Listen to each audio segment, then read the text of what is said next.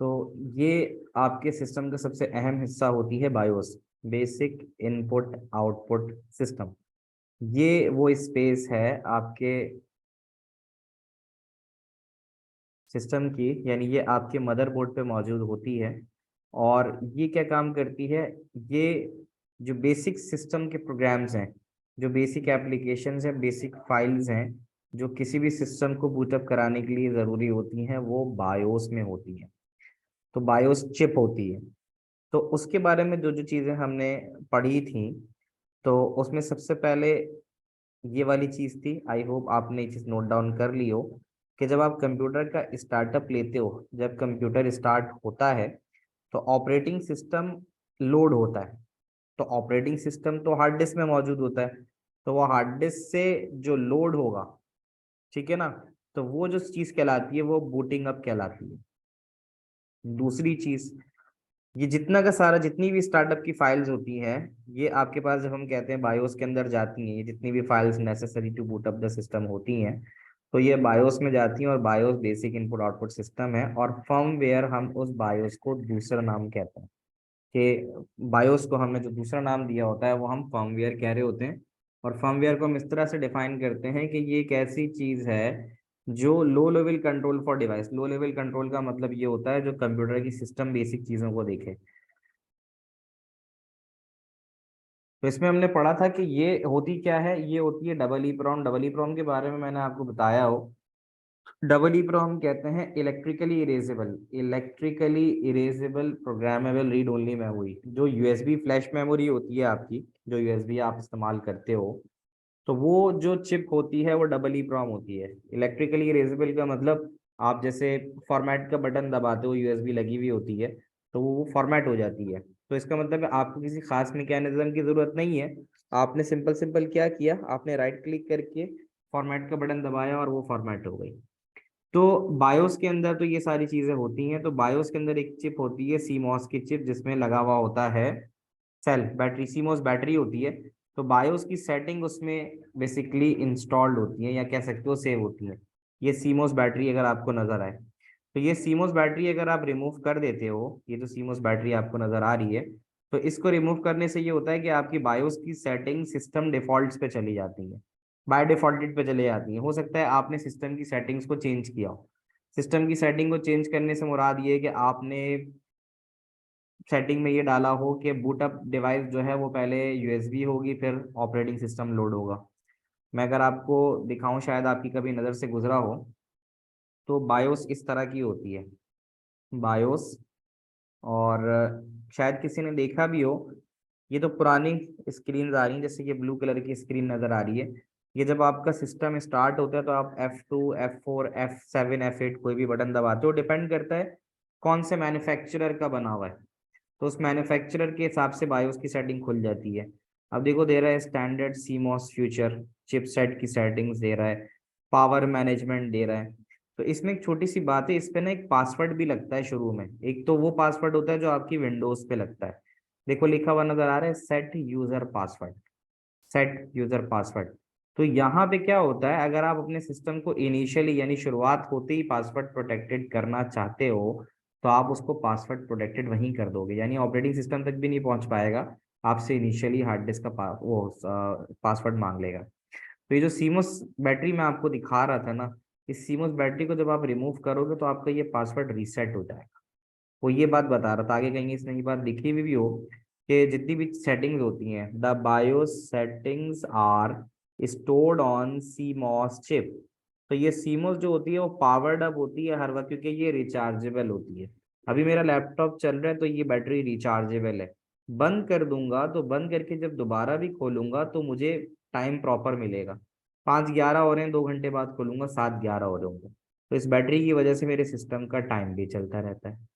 उसने बताया कि अगर बायोस सेटिंग रीसेट हो जाती है अगर आप बैटरी को रिमूव कर देते हो, अगर आपने बैटरी को रिमूव कर दिया तो आपकी बायोस सेटिंग अपनी प्रीवियस स्टेट पे चली जाएंगी, जो बाय बाय डिफॉल्ट सेटिंग्स होती है। तो कह रहा है ना, वो जो अगर आपने इसकी बैटरी को रिमूव किया सीमॉस की, तो आप अपनी फैक्ट्री सेटिंग्स की तरफ वापस चले जाओगे। तो एक छोटी सी उसने एक इलेबरेशन दी हुई है फर्मवेयर की, कि सबसे पहले तो हार्डवेयर है, यानी मेरा लैपटॉप है खाली बंद पड़ा हुआ है। जब मैंने पावर का बटन दबाया तो उसकी फर्मवेयर ऑन हो गई। यहाँ पे जब मैंने पावर का बटन दबाया, पावर ऑन की, तो मेरी फर्मवेयर एक्टिव हो गई। फर्मवेयर क्या करेगी, यानी जब मेरा ऑपरेटिंग यानी बायोस पे चले जाएंगे, बायोस से जो सिग्नल्स हैं यानी बायोस का काम होगा वो लोड कराएगा ऑपरेटिंग सिस्टम को, और ऑपरेटिंग सिस्टम लोड होके जैसे अभी मेरे सामने स्क्रीन खुली हुई है वैसे ही स्क्रीन आ जाएगी। इंटरप्ट के बारे में अगर हम बात करें, अच्छा ये क्लियर हो गया जितना पीछे पढ़ा है? कोई सवाल तो नहीं है इसमें आप लोगों को? जितनी पीछे बातें बता दी इसमें कोई क्वेश्चन समझ में आया? मुझे फीडबैक दे दो आप तो मैं आगे जाऊं।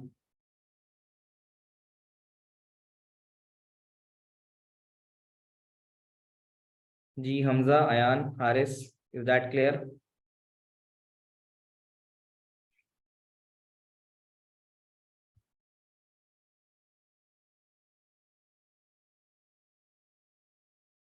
ठीक है, what about Ayan and Haris?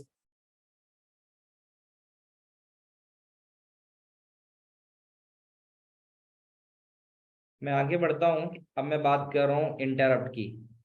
Interrupt की मैं बात करूं तो इंटरप्ट बिल्कुल वैसे ही है जैसे हमारे रियल लाइफ सिनारियो में होता है कि अभी मैं पढ़ा रहा हूँ, अचानक बाहर से कोई आ जाए, कोई एक्टिविटी ऐसी परफॉर्म हो जाए जिसकी वजह से मुझे आपको पढ़ाने से रोकना पड़े, या आपके घर में अचानक कोई गेस्ट आ जाता है, या लेट सपोज लाइट चली जाती है, तो इंटरप्ट आ जाएगा। यहाँ पे कंप्यूटर के पॉइंट ऑफ व्यू से अगर हम इंटरप्ट को डिफाइन करें तो हम कहते हैं कि इंटरप्ट एक ऐसा सिग्नल है जो कोई भी डिवाइस माइक्रो प्रोसेसर को भेजती है, जिसकी वजह से माइक्रो प्रोसेसर जो भी काम कर रहा होता है उससे रुक जाता है और इंटरप्ट को सर्विस करता है। रिपीटिंग अगेन कि इंटरप्ट जो है, जो आपने लिखना है आप अपने पास नोट कर लो कि इंटरप्ट एक ऐसा सिग्नल है जो कोई भी डिवाइस का मतलब जैसे मैं अपने लैपटॉप से लैपटॉप पे यूएसबी अटैच करता हूँ, तो मैं कहता हूँ ना कि अटैचिंग यूएसबी, अगर मैं उस यूएसबी को अटैच करूँ तो फिर क्या होगा, मेरे पास फौरन एक मैसेज आ जाएगा, a new hardware is found, your drive is ready. तो अटैचिंग यूएसबी की अगर मैं बात करूँ कि यूएसबी को मैं अटैच कर रहा हूँ, तो फिर क्या होगा, इंटरप्ट जनरेट होगा। या फिर मैं प्रिंट निकाल रहा हूँ और प्रिंट निकालते हुए पेपर जैम हो गया, पेपर जैम हो गया, तो भी एक मैसेज आ जाएगा। या पेपर हुआ ही नहीं, ठीक है ना, no paper in tray, paper है ही नहीं ट्रे में, तो बोलेगा भाई लोड करो। ऐसा भी होता है। आप लोगों ने देखा होगा कि अभी स्क्रीन सामने शेयर हो रही है, तो मैं दबाता हूं alter control delete. Alter control delete दबाने से टास्क मैनेजर खुला है। आप लोगों को टास्क मैनेजर नजर आ रहा है? अब मैं आपसे बात करने लगा हूं इंटरप्ट की तीन टाइप्स के। मैंने आपको सबसे पहले बताया कि इंटरप्ट क्या है। इंटरप्ट एक ऐसा सिग्नल है जो कोई भी डिवाइस माइक्रो प्रोसेसर को भेजती है ताकि वो माइक्रो प्रोसेसर को रोक सके जो वो काम कर रहा है। तो ये तो हो गया इंटरप्ट। अब कहता है इंटरप्ट जो है ना वो तीन तरह का होता है। एक कहलाता है हार्डवेयर इंटरप्ट, ये जो लिखा हुआ है ना हार्डवेयर फॉल्ट, ये रिप्रेजेंट कर रहा है हार्डवेयर इंटरप्ट को, हार्डवेयर इंटरप्ट। अच्छा, दूसरी चीज, software error that causes a problem, for example exe file that can not be found to initiate the execution of program. Software तुमने डबल क्लिक किया नहीं चल रहा, डाउनलोड कर रहे थे, डाउनलोड मुकम्मल हो गई, ठीक है, ये भी सॉफ्टवेयर इंटरप्ट है। अक्सर देखते होगे लैपटॉप स्टार्ट करते हो तो अपडेट्स आई हुई होती हैं, बार बार अपडेट सामने आ रही होती हैं, वो सॉफ्टवेयर इंटरप्ट है। फिर जो तीसरा है ना, जो मैंने अभी करके दिखाया ऑल्टर कंट्रोल और डिलीट दबा के, कि यूजर इंटरेक्शन जिसके अंदर यूजर खुद अपने पास से कोई की प्रेस करे कीबोर्ड की, या फिर ऑल्टर कंट्रोल ब्रेक करे। अच्छा, मैंने ऑल्टर कंट्रोल डिलीट किया था, ऑल्टर कंट्रोल ब्रेक से आपकी प्रोग्राम की एग्जीक्यूशन रुक जाती है। तो जो खुद आप खुद जो इंटरप्ट जनरेट करते हैं वो तीसरी टाइप होती है, उसको आप कहते हो user generated interrupt. User generated interrupt. तो तीन इंटरप्ट्स की मैंने बात की, एक कहलाता है हार्डवेयर इंटरप्ट, एक कहलाता है सॉफ्टवेयर इंटरप्ट, और एक कहलाता है यूजर जेनरेटेड इंटरप्ट, जो यूजर करता है। तो इन रिकॉल मैं आपसे ये कहूंगा कि इंटरप्ट के बारे में लिखने के लिए आता है तो आप कह सकते हो कि interrupt is a signal send from a device, कोई भी डिवाइस या फिर कोई भी सॉफ्टवेयर, और from software to the micro processor. Micro processor को रोकेगी जो भी काम वो कर रहे हैं। मैं भी माइक्रो प्रोसेसर हूँ, मेरे सामने कोई भी इंटरप्ट आ गया, ठीक है ना, जैसे लाइट चली गई, ठीक है, या मैं कहूँ लेट्स सपोज मेरी हार्ड डिस्क खराब हो जाती है, तो मैं अचानक से अभी यहाँ से ऑफलाइन हो जाऊंगा, तो वो हार्ड डिस्क की वजह से एक हार्डवेयर इंटरप्ट हो गया। सॉफ्टवेयर इंटरप्ट भी हो सकता है, कोई अपडेट आ जाए मेरे सिस्टम में अचानक से, जिसकी वजह से मैं आप लोगों से आगे मीटिंग में बात ना कर सकूं और अचानक से वो अपडेट प्रोसेस होना शुरू हो जाए। और तीसरा वो होता है जो यूजर खुद जनरेट करता है। तो यहाँ पे उसने बताया कि अगर आप कोई प्रोग्राम चला रहे हो और आपने प्रोग्राम चला के उसको रोकना है उसकी एग्जीक्यूशन को, तो ऑल्टर कंट्रोल ब्रेक दबा दो, तो फिर आपका प्रोग्राम रुक जाएगा। क्या ये बात आपको यहाँ तक समझ में आती है? बहुत स्लोली स्लोली मैं आपको लेके चल रहा हूँ, तो मुझे बताओ जल्दी से कि ये फीडबैक, ये चीज़ समझ में आती है? ये इंटरप्ट का एक सवाल आ सकता है, इंटरप्ट का सवाल आके पूछ सकता है कि इंटरप्ट की टाइप्स क्या होती हैं। तीन तरह के इंटरप्ट होते हैं।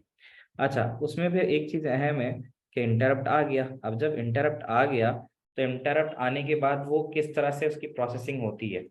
जैसे इंटरप्ट आ जाता है, इंटरप्ट हो गया, तो अब एक्चुअल काम होता है आपके पास आईएसआर का। आईएसआर का मतलब इंटरप्ट सर्विस रूटीन। तो कहता है कि यहाँ पे अगर देखो नेक्स्ट पैरा में, वो कहता है कि अगर इंटरप्ट सिग्नल आ गया, इंटरप्ट सिग्नल यानी आपको लेट्स सपोज अम्मी बुला रही है आपकी, the micro processor either carries on what it was doing. यानी मैं अगर लेट्स सपोज अपनी बात करूं, मैं आपको पढ़ा रहा हूँ और अचानक कोई आ जाता है, तो या तो मेरे ऊपर डिपेंड करता है कि मैं उसकी बात सुनूं, या नहीं तो मैं आपके साथ कंटिन्यू क्लास करूं।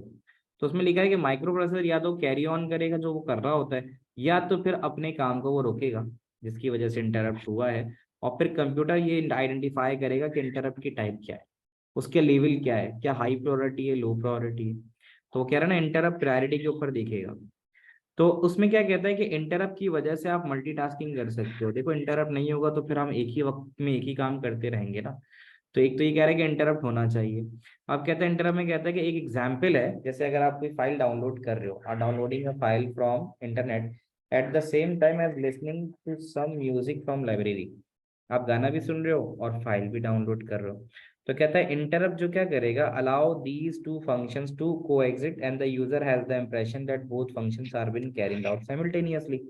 आपकी वीडियो भी चल रही है, ऑडियो वीडियो जो भी चल रही है, और डाउनलोडिंग भी हो रही है, ठीक है। तो कहता है रियलिटी में डाटा जो हो रहा होता है वो पास हो रहा होता है मेमोरी से इन एंड आउट, इतनी तेजी के साथ हो रहा होता है। तो दोनों चीजें चल रही होती हैं, आपका डाउनलोडिंग भी चल रही है और वो भी चल रहा है। तो कहता है this all can be achieve by using an area in memory called buffer. तो ये जो चीजें चल रही हैं एक साथ, मल्टीटास्किंग हो रही है, एक चीज चल रही है दूसरी चीज चल रही है, तो वो बफर की वजह से होती है। अब यहाँ एक नई टर्म आ गई, बफर।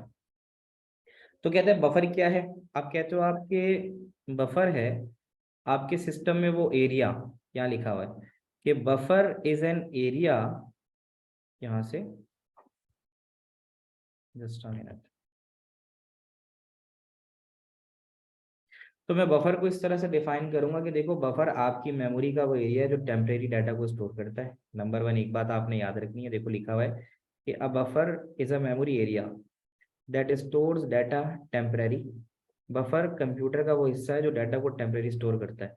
उसकी एग्जांपल मैं ऐसे लेता हूँ कि ये यहाँ पे स्क्रीन सामने आ रही है, और स्क्रीन सामने आने पे मैंने लिखा यूट्यूब, और उसके आगे लिखा मैंने मिस्टर बलमर्स लर्निंग। अब क्या होगा, अब मेरे सामने आ जाएगा मेरे सामने यूट्यूब की एक वीडियो आ जाएगी, ठीक है। मैंने उस वीडियो को प्ले किया। आपने देखा होगा कि जब आपकी वीडियो प्ले होती है तो उसके पीछे ना एक ग्रे बार चल रहा होता है। ग्रे बार आपने देखा होगा कि एक ग्रे बार चल रहा होता है। वो ग्रे बार ये इंडिकेट करता है कि जो वीडियो आपके सिस्टम पे प्ले हो रही है, पहले वो वीडियो इंटरनेट से आपके सिस्टम की टेम्परेरी फोल्डर में आती है। यहाँ देखो नजर आ रहा होगा आपको, मैं यहाँ नीचे अगर करूँ इसको, तो आप ये गौर से देखो कि आपको नजर आ रहा है ये पीछे ग्रे बार चल रहा है। ये रेड तो वो चल रहा है जो करंट है, ये जो ग्रे बार पीछे अगर नजर आ रहा है, देखो तेजी के साथ बढ़ गया ये ग्रे अभी यहाँ तक पहुंचा है। मैं यहाँ पे रखता हूँ, देखता हूँ अभी बफर इसको कहाँ लेके जाएगा। ये चीज क्या है? ये एक ऐसी चीज है जो ये इंडिकेट कर रही है कि ये जो डाटा ये मेरा इंटरनेट चल रहा है, और मेरे इंटरनेट से ये तमाम डाटा सबसे पहले मेरे टेम्प के फोल्डर में आ रहा है, यानी मेरा टेम्परेरी फोल्डर है यहाँ पे, यहाँ तक पहुंच गया बफर। ठीक है, अब देखो आगे बढ़ गया। इसकी वजह से मेरी वीडियो रुकती नहीं है। आपने नोटिस किया आपका इंटरनेट कभी स्लो डाउन चल रहा हो तो अचानक वीडियो स्लो डाउन हो जाती है। मैं यही करके देख लेता हूँ, मैंने इसको राइट क्लिक किया और अभी ये HD पे चला रहा हूँ मैं। ठीक है, मैं इसको कर देता हूँ 240 पे, इसके पिक्सल गिरा देता हूँ। अब आप देखोगे इसका बफर बहुत तेज भागेगा। ये देखो अभी वीडियो ब्लर आ रही है, लेकिन इसका बफर देख रहे हो नीचे, अगर आप गौर से देखो, ये मैं पॉइंटर साथ साथ लेके चलूं तो ये देखो कितनी तेजी से बफर इसका भाग रहा है। ये देखो मैं रुक गया, देखो बफर भाग रहा है। बफर का मतलब ये है कि ये वाली वीडियो मेरे कंप्यूटर में पहले टेम के फोल्डर में आएगी, उसके बाद मेरा ये जो प्लेयर है ये टेम के फोल्डर से इस वीडियो को मेरे सामने प्ले करेगा। उससे फायदा ये होगा कि टेम्प में आने की वजह से जो मेरा प्लेइंग एक्सपीरियंस है वीडियो का, वो एक्सपीरियंस, वालेकुम अस्सलाम, तो वो जो एक्सपीरियंस है मेरी वीडियो का वो बेहतर हो जाएगा, बार बार वीडियो रुकेगी नहीं। महा अभी हम जो करंटली जिस चीज पे बात कर रहे हैं, हम बात कर रहे हैं कि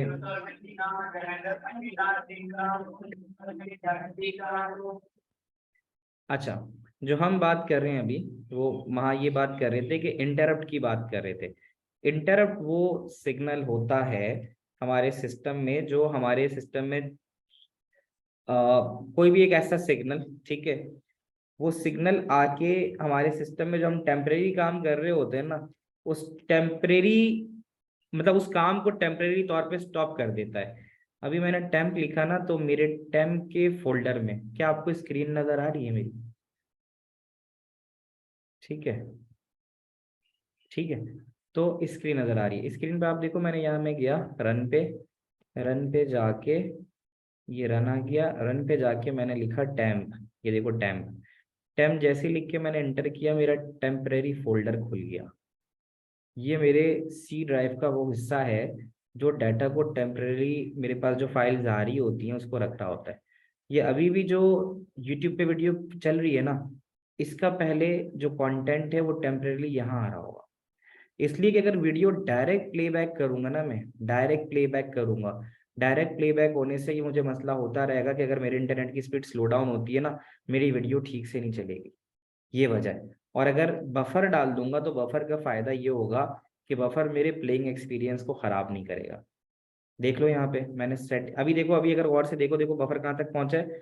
बफर ये यहाँ पे पहुंचा है जहां मैं रोक रहा हूँ। अभी तक बफर यहाँ, देखो जैसे ही मैंने यहाँ रखा थोड़ा और आगे बढ़ गया, मैंने इसको और आगे बढ़ा दिया।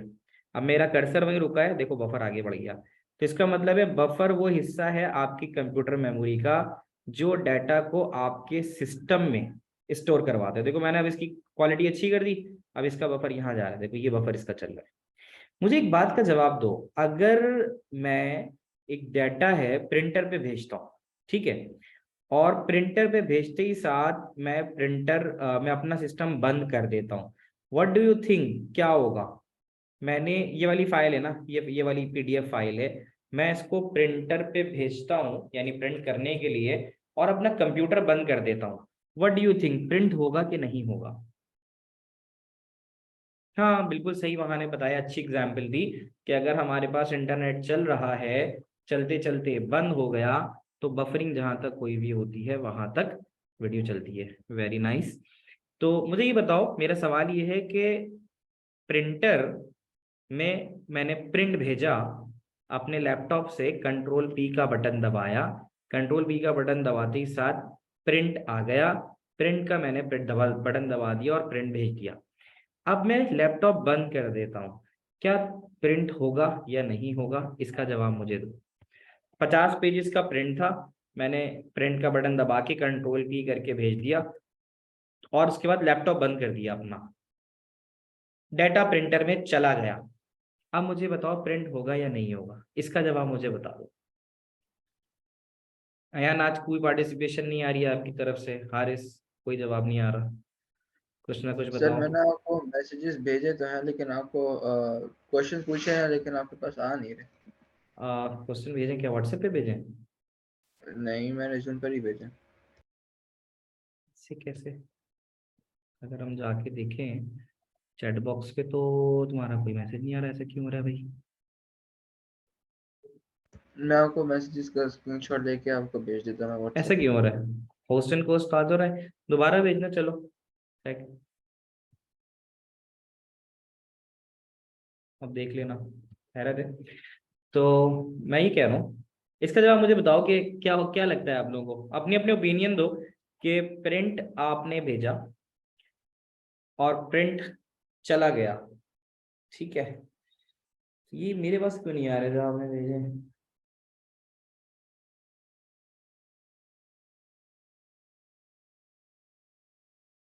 ये तो आपने यार बिल्कुल सही, आपका जो जवाब आया बिल्कुल सही आया है। तो मैं प्रिंटर बफर की बात कर रहा हूँ, देखो प्रिंटर, ये जो तुम्हारा प्रिंटर होता है ना, इस प्रिंटर में भी, हाँ वहाँ आपका मैसेज आ रहा है, ये जो प्रिंटर होता है ना, इस प्रिंटर का भी एक बफर होता है, ठीक है, इस प्रिंटर का भी एक बफर होता है। तो अगर आप प्रिंट भेज देते हो, ठीक है, प्रिंटर बफर लिखूंगा अगर मैं, क्योंकि बफर के बारे में मैंने आपको बताया कि बफर एक टेम्परेरी स्टोरेज एरिया है जो डाटा को टेम्परेरी स्टोर करता है। अब उसका सवाल आप मुझसे ये पूछ सकते हो कि सर इसकी ज़रूरत क्यों पड़ रही है? इसकी ज़रूरत इसलिए पड़ रही है कि आपका ना माइक्रो प्रोसेसर बहुत तेज़ होता है, बहुत तेज़ी के साथ काम करता है, लेकिन क्या आपका प्रिंटर उतनी ही तेज़ी के साथ प्रिंट करता है? इसका जवाब बताओ मुझे। जितनी तेज़ी से आपका माइक्रो प्रोसेसर काम करता है, क्या उतनी ही तेज़ी से आपका प्रिंटर प्रिंट करता है?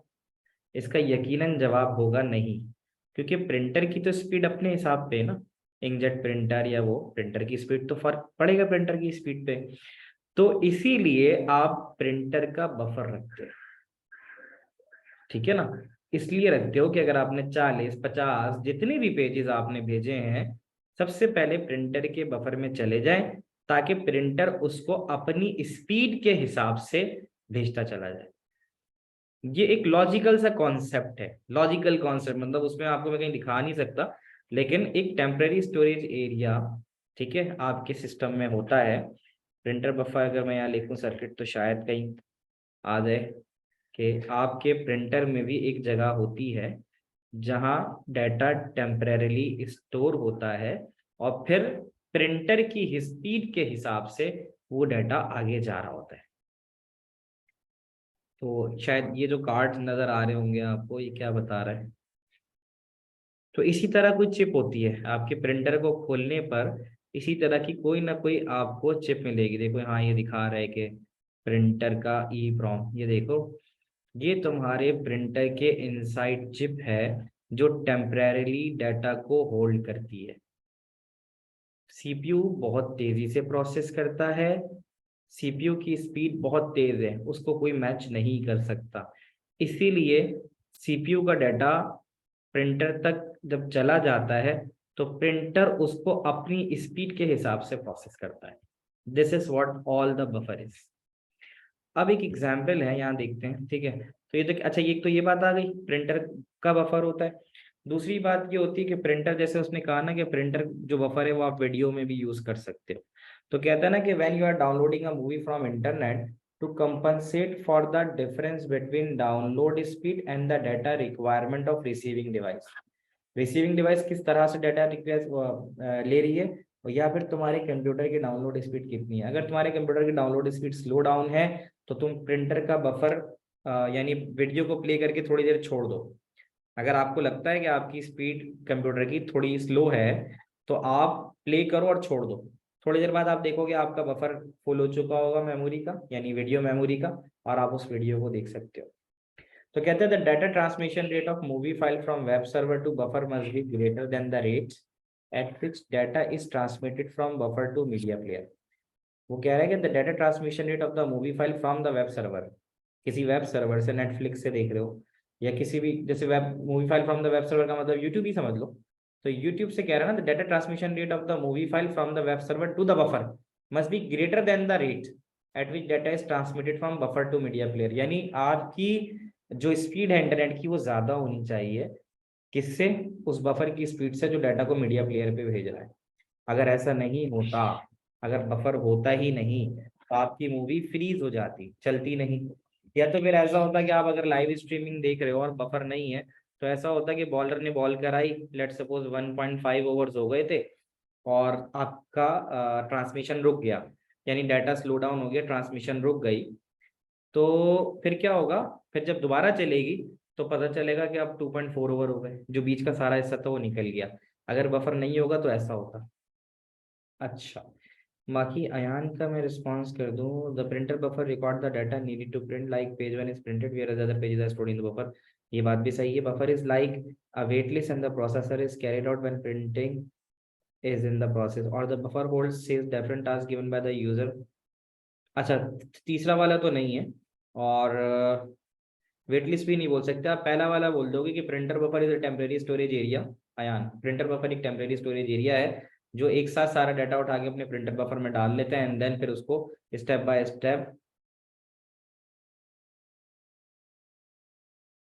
स्टेप जो है वो उसको प्रोसेस कर रहा होता है। समझ गया सर। अच्छा,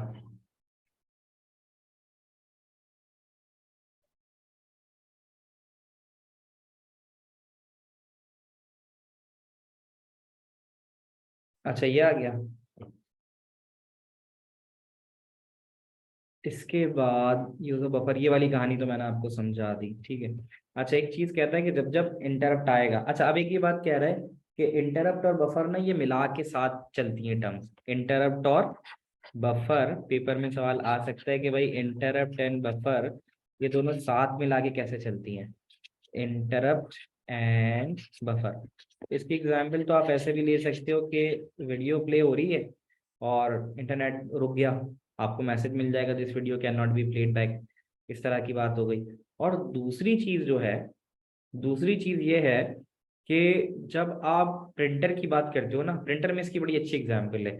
यहाँ अगर मैं आपको इसको इस तरह से डिफाइन करूँ, मैं इसको डिफाइन करता हूँ, पहले एक बात समझा दूं। तो कहते हैं जब जब इंटरप्ट आता है, इंटरप्ट आया तो इंटरप्ट को सर्विस करना होगा, सर्विस का मतलब उसको रिस्पॉन्ड करना है। जैसे आपके साथ भी आ सकता है, आप पढ़ रहे हो, अचानक कोई आपको अम्मी बुला लें, कोई बुला ले, तो आप रुक जाओगे और आप उसको सुनोगे। अच्छा, the status of the program current task being run first need to be save. अब जैसे हम होता है समटाइम आप क्लास ले रहे हो तो स्कूल में, तो अचानक कोई आ जाता है, तो टीचर बाहर से जो आने वाला होता है उसकी बात सुनता है, और बात सुनने के बाद रिटर्न होकर आपसे कहता है हाँ भाई कहाँ थे हम। तो इसका मतलब ये है कि जिस तरह जब कंप्यूटर में भी ऐसे ही होता है, जब प्रिंटर को इंटरप्ट आ जाता है तो जो करंट टास्क चल रहा होता है उसको कहीं ना कहीं तो सेव करना होता है ना, वो कहीं ना कहीं तो सेव होगा कि भाई करंट क्या चल रहा था। फिर उसके बाद कहता है कि the content of program counter, जो हमने अभी शुरू में पढ़ा था, प्रोग्राम काउंटर का काम ये रखना होता है कि भाई कितने प्रोग्राम चल रहे हैं, कितने हो गए। तो कहते हैं जो कंटेंट ऑफ प्रोग्राम काउंटर होता है उसको सेव कर लिया जाता है। अब जो काम है ना वो तुम्हारा आईएसआर का है, मैंने शुरू में ये बात की थी, इंटरप्ट सर्विस रूटीन, वो प्रोग्राम है जो बफर, जो इंटरप्ट को प्रोसेस करता है। तो कहते हैं then the interrupt service routine is executed by loading to start address in the program counter, कि अब जो इंटरप्ट आया है उसका एड्रेस लोड करता है, जो इंटरप्ट आया है अब उस इंटरप्ट को रिस्पॉन्ड कर रहे हो। तो status of interrupted task is, अब once the interrupt has been fully serviced, अब आपने इंटरप्ट को रिस्पॉन्ड कर दिया, इंटरप्ट पे रिस्पॉन्ड चला गया, उसके बाद जो प्रीवियस टास्क था, the status of the interrupted task is reinstated. तो मैं इसकी तुम्हें मिसाल देता हूँ, मेरा अभी सिस्टम सही चल रहा है, अचानक से एक मेरे पास पॉपअप आ जाता है और वो कहता है यार ऑटोमेटिक अपडेट्स करो, या वो कहता है वायरस स्कैन करो, यहाँ से राइट क्लिक करके कोई भी एक मैसेज आ जाता है और वो कहता है आप एंटीवायरस चलाओ, इंटरप्ट आ गया। तो अब जो मैं पीछे काम कर रहा हूँ, तुम्हारी क्लास ले रहा था, एक 10-5 सेकंड के लिए डिले, अगर कोई आया तो आया, तो मैं उसको फिर क्रॉस करूंगा, या यहाँ से जो नोटिफिकेशन आती हैं मैं उसको क्रॉस करूंगा। इसका मतलब है कि मैं उस टास्क को पहले खत्म करूंगा। ये इतनी सारी चीजें आ रही हैं अचानक, इसमें से मैंने शायद नोटिफिकेशंस ऑफ रखी हुई होंगी, तो ये नहीं कर रहा। तो मैं इनको जब ऑफ कर दूंगा, यानी जब उसको मैं खत्म कर दूंगा, तो अब मैं अपने जो पुराना टास्क जो काम कर रहा था मैं उस पर वापस आ जाऊँ। तो ये ओवरऑल यहाँ तक ये चीज आई।